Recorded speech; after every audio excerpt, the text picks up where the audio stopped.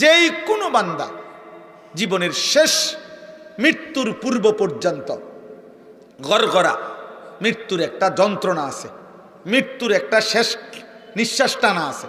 মানুষ শেষ টাইমে আজরাইল আসার পূর্ব মুহূর্তে সাকরাতুল মউত মৃত্যুর যন্ত্রণা শুরু হয়, তখন মানুষ নিঃশ্বাস টানে।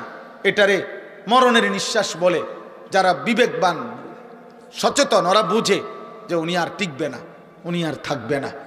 এই নিঃশ্বাস শেষ নিঃশ্বাস টানার আগ পর্যন্ত, সাকরাতুল মউত আগ পর্যন্ত, গড়গড়া মৃত্যুর যন্ত্রণা আসার আগ পর্যন্ত আল্লাহ রসুল শুনাইছেন, আল্লাহ বলে দিছেন, বান্দা এর পূর্ব পর্যন্ত তুমি যদি কোনো একদিন কোনো সময় তোমার মনে পড়ে তোমার পুরা হায়াত তুমি ভুল করছো, গুনাহ করছো, নাফরমানি বেশি করেছো, তো ঠিক যখনই মনে পড়বে কোনো দিকে না দৌড়াইয়া আমি আল্লাহর কাছে আইসো।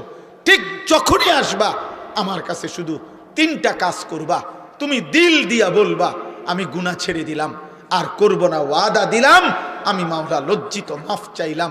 আল্লাহ বলে তিনটা যদি অন্তর দিয়া বাস্তবিক অর্থে আমারে বুঝাইয়া বলতে পারো, আমি রব কসম করে বললাম আসমান পর্যন্ত ছোঁয়া গুনাহ আমি মাফ করে দেব।